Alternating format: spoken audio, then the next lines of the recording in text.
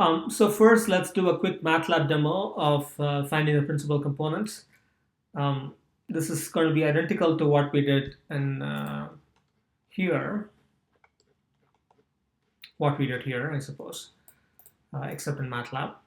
Run this. Let's run that.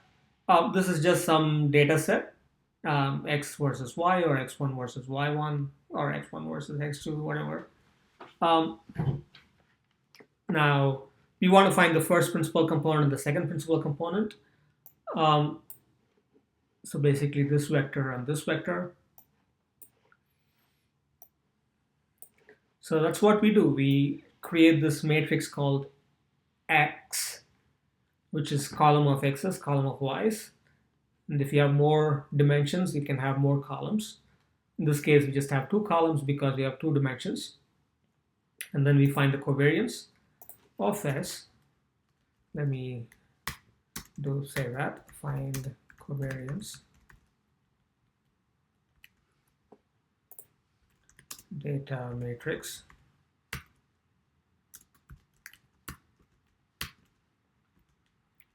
And then this is basically do PCA by eigendecomposition.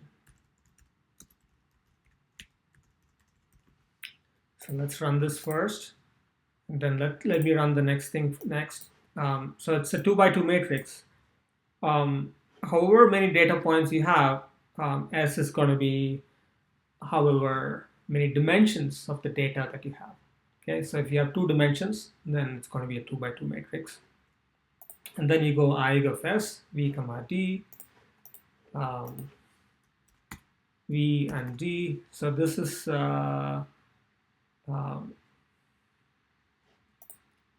well, I think we want to do this first.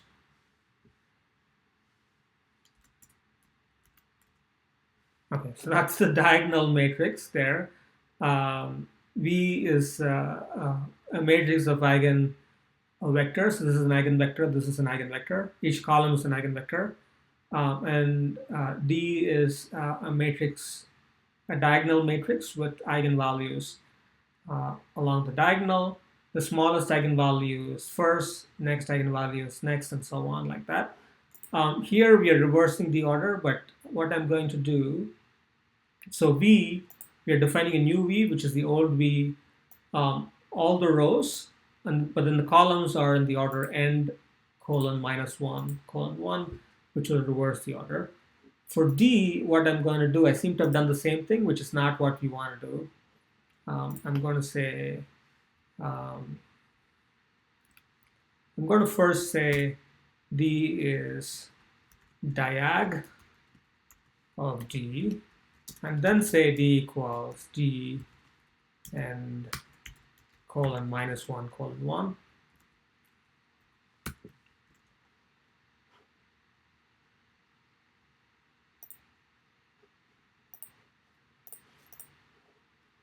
So this is now V with the reversed order columns, and this is D. And now I've just converted D into a list with the biggest eigenvalue, the first number, the next biggest eigenvalue, the second number, and so on.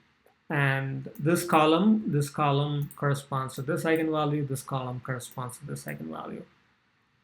Each of the columns is a unit vector, okay? This column is a unit vector, this column is a unit vector, which you can verify. The variance of the projections along this column is basically going to be 106. And the variance of the data along this column is going to be 0.0765, whatever, okay? Okay, so now we've actually done the PCA. This direction is basically going to be this direction, and this direction is going to be perpendicular direction, okay? We can plot the directions, so that's what this figure does. Oops, maybe I've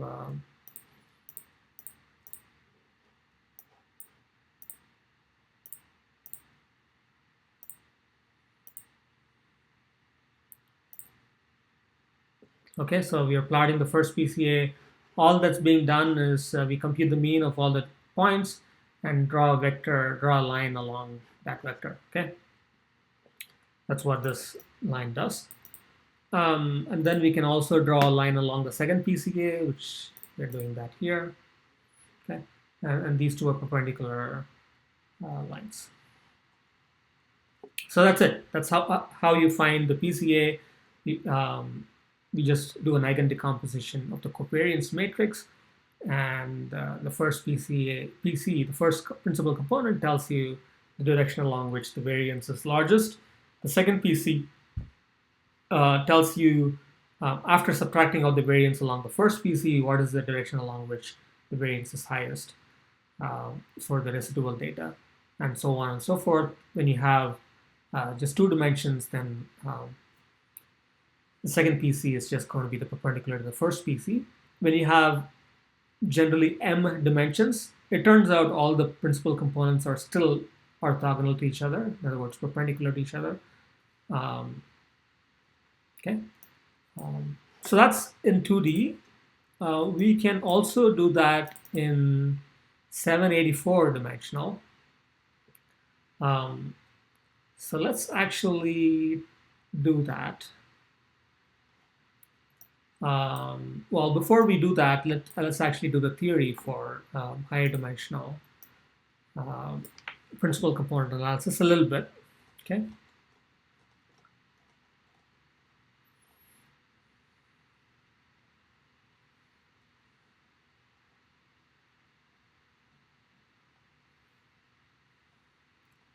So here's the big question. How does finding the principal components help reduce the dimensionality of the data? Okay. Say we have m-dimensional data, and we determine the m principal components and the corresponding variances, namely the eigenvalues that we just saw. Okay. Just for example, say these eigenvalues, namely the variances, are, for instance, in descending order, right? 65, 54, 41, 38, 25, 3, 0.5, 0.3, 0.1, 0.01, etc. Okay. What this means is that most of the variance is along the first 5 principal components, right? So the first 5 principal components account for most of the data variance, and then the other principal components account for very little of the data variance, 3.5, etc. These things are much larger than these things, let's say. Okay. What we can do in this case is we can actually project all the data points onto the first 5 principal components, which contain most of the variance, so that we have a 5-dimensional data set. Okay. That is actually an approximation of the original data set, which might be potentially 100-dimensional. Okay. So we replace the m-dimensional P or Q, which is the data points, by the following 5 numbers, assuming the first 5 have the greatest variances. So the first 5 have the greatest eigenvalues by far, by a large margin. Okay, so what we're doing, what we mean by dimensionality reduction is that we have this m-dimensional data set, and then we project it onto each principal component. And then if a few of the principal components are contributing the most to the data set variance, then just use those projections onto those principal components as the actual data, right? As at least dimensionality reduced data, right? So we can replace the m-dimensional data set into a 5-dimensional data set by just projecting onto the first 5 principal components. And then that raises the question, how many principal components should we use? Should we use 5? Should we use 10? Should we use half the total dimension m over 2? It really depends on the particular application. Imagine, for instance, that we have the eigenvalues arranged in descending order, lambda 1 greater than or equal to lambda 2 greater than or equal to, etc. And we define this quantity called total variance, which is sum of all the lambdas. Okay. And then we can basically choose as many principal components as necessary to, say, capture 90% of the total variance, or 95% of the total variance, or 99%, whatever we feel is reasonable. Okay. We can make these kinds of plots, which we will do in a minute, for MNIST, let's say, where we divide each eigenvalue by the total, the sum of all the eigenvalues. Okay. And because the eigenvalues are arranged in descending order, the fraction of variance per principal component will just decrease. This is just lambda j divided by sum of lambda. Well, I shouldn't say lambda j here, maybe lambda I or something, where this is j. Okay. And then we can compute a different quantity, which is basically lambda 1 divided by the total variance, lambda 1 plus lambda 2 divided by the total variance, lambda 1 plus lambda 2 plus lambda 3 divided by the total variance, and so on. So that's this quantity. Sum over j equals 1 to k lambda j divided by sum over j equals 1 to m lambda j. Right? Total versus cumulative sum until the kth principal component. And here, because we are summing k eigenvalues and taking the rate fraction, when you have all the eigenvalues summed, this over this will become 1. So when k equals m, this over this will become equals 1. So when you use all the eigenvalues, you'll be able to explain all the variance. But the hope is that when you have just one principal component, maybe we explain 20% of the variance. When you have two principal components, maybe we explain 25%, 30%, and maybe in about 10, 20, 30 principal components, we get pretty close to 1, or explain a big fraction of the total variance. If that's the case, then that's a good situation to be in, because then we can potentially just use those principal components. Okay.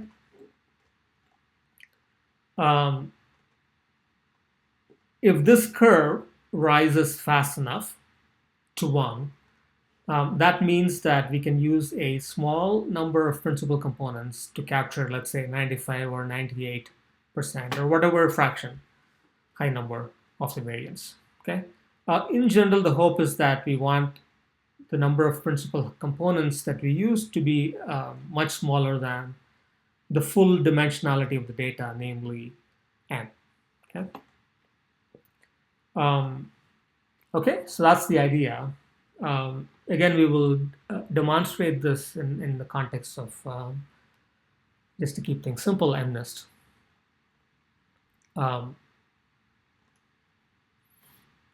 So let me do that, and then we will do some additional theory here.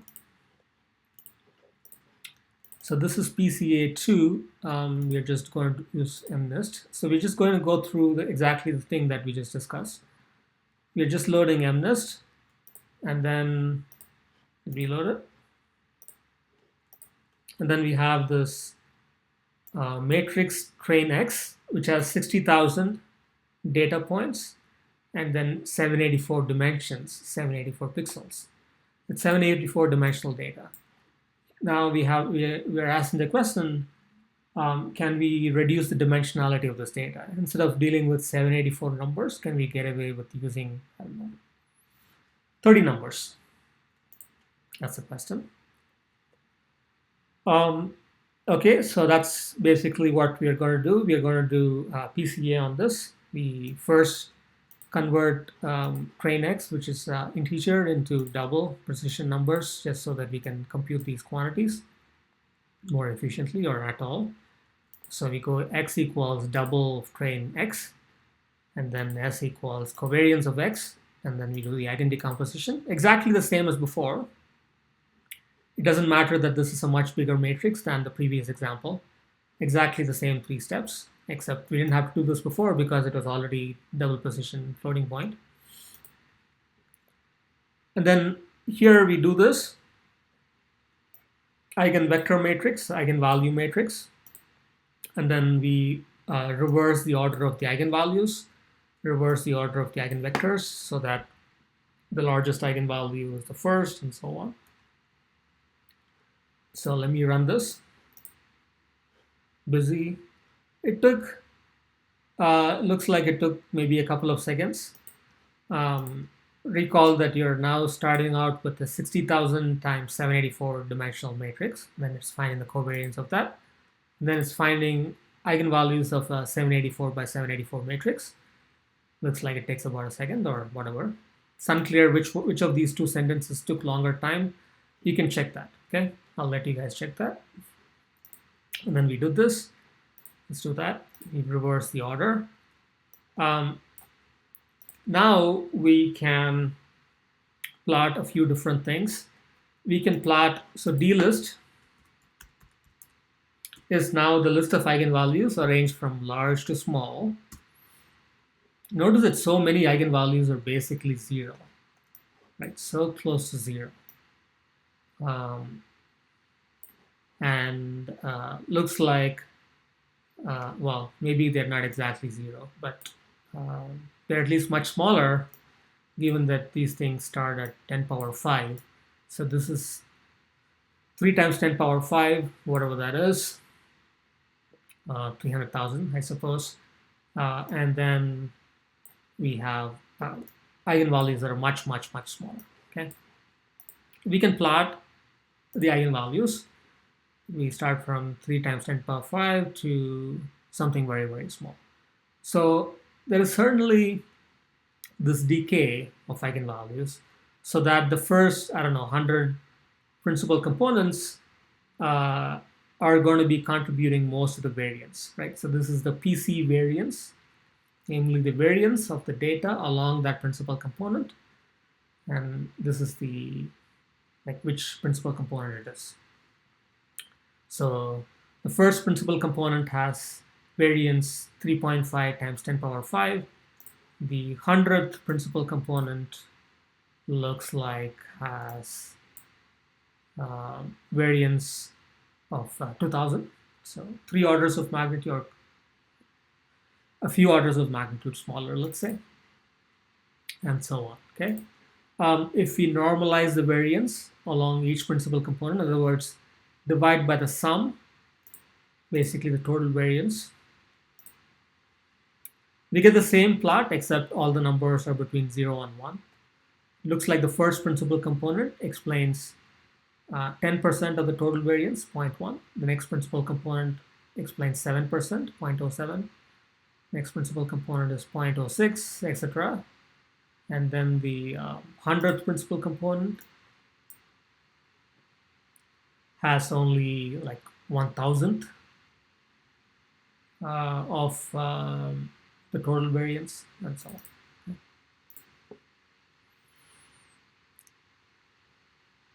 on. We can now plot this plot where we sum to k of the variance fractions and see what fraction of the total variance that the first k principal components satisfy. This is what that looks like, okay?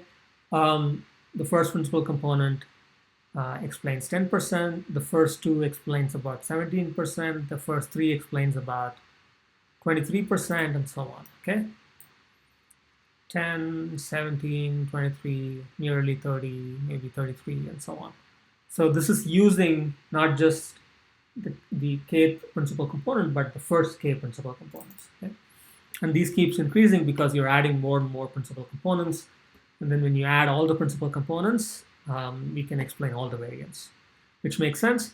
But let's say that 784 dimensional space, if you just use 100 principal components, we can explain about, looks like 91, 92% of the data. If we use 200 principal components, looks like we can capture about 97% or 96% of the total variance, okay?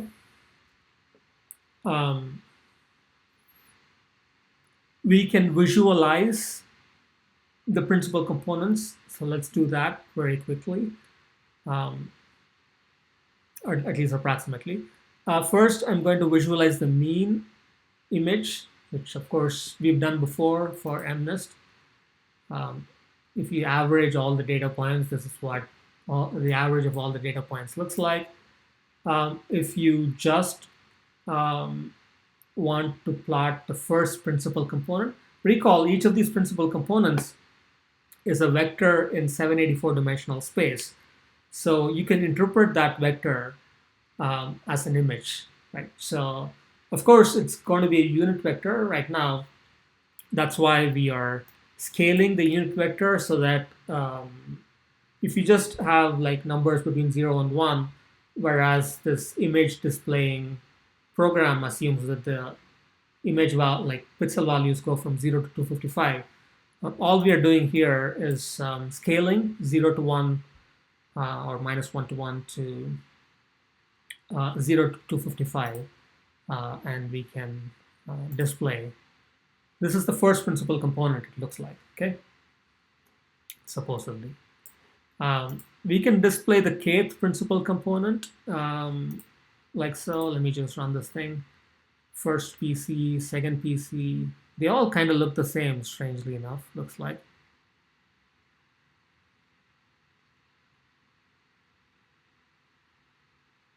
Interesting, okay?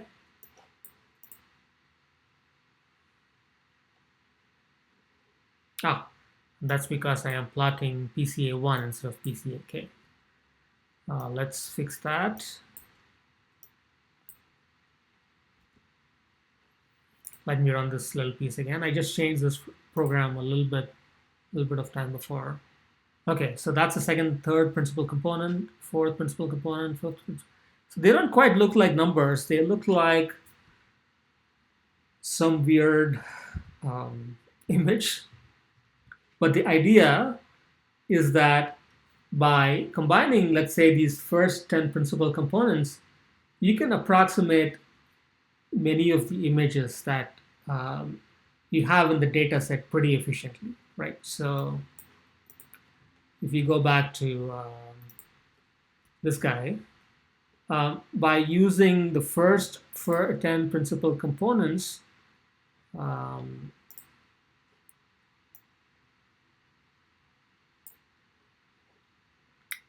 we can explain 50% of the variance, okay? So that's what that means. Or like you can approximate the data, much of the data with about 50% accuracy, very, very, very crudely speaking. We'll actually see what that means, I suppose, in a minute, okay? But the idea is that if you essentially doing linear combinations of these weird looking images and adding that to the mean image, we can approximate the other images, the actual images in the data set efficiently, is the idea, okay? So let's just look at those first 10 principal components again. First principal components again, third, fourth, fifth, sixth, seventh, eighth, ninth, 10th, okay? And now we are going to randomly sample an image from the actual data set, and then we are going to project that image onto the first K principal components, throw away the rest of the principal components, and then display the resulting image if you just project on the first principal components. First, how many are principal components? So we'll describe how this is done in the next video, but let me just show you what the result is, right? So essentially we are projecting the 784 dimensional data point into a lower dimensional subspace of 784 dimensional space, thereby doing dimensionality reduction. So we're just randomly sampling from the 60,000 data points. We're randomly sampling an image, and then we are going to show you how well we can approximate that random image with the first principal component, or the first two, or the first three, or the first four, etc. Okay. So this is the official image. And then using 10 PCs, you get something that looks like this. Using about 15 PCs, it's starting to look like a 7. So it's already looking like a 7 pretty well, right? So around about 15 principal components, it started looking like a 7. What that means is that by conveying just 15 numbers, we can convey roughly what the shape of this image looks like rather than actually having to convey 784 numbers. Okay, that's what that means. If you use 100 principal components, the image that arises looks, well, more or less like this. It looks a little bit lighter, I suppose, but I suppose that's okay.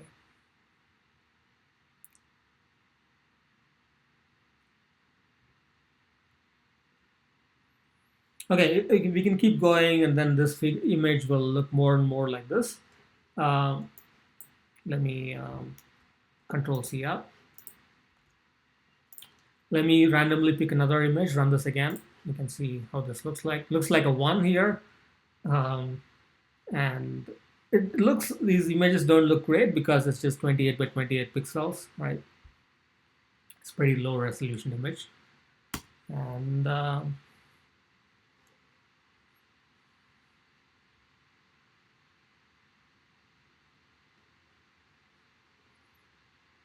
so it sort of looks like a 1 already with about 30 principal components or even 15 principal components. Let me Control C out. Let me run this again. It's a 9 supposedly. So when does it start to look more like a 9? Well, maybe now, except it's a little bit fainter. And probably renormalize the image, scale the image again so that it's as bright as this image. So this might actually look pretty much like this already, it's just not as bright. Anyway, so clearly using much fewer than 784 principal components, we can approximate the original image very well. Okay, so that's the main idea. Maybe we can do one more. Another 7. Let's not do a 7.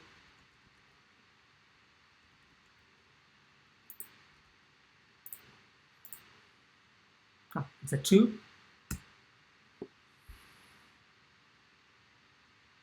So with maybe about 25 principal components, it starts to look like a 2, especially if you blur your eyes. Not too bad. Okay. Actually looks a little bit better than this. Maybe.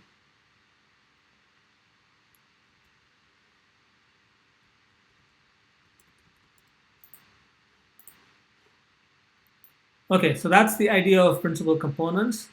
I want to say this actually looks a little bit better than this too. It looks a bit cleaner, if you notice, right? So actually projecting onto fewer principal components actually can have the effect of throwing away noise in the system, because noise often tends to be in the higher principal components. So projecting onto the first few principal components might actually clean up, helps clean up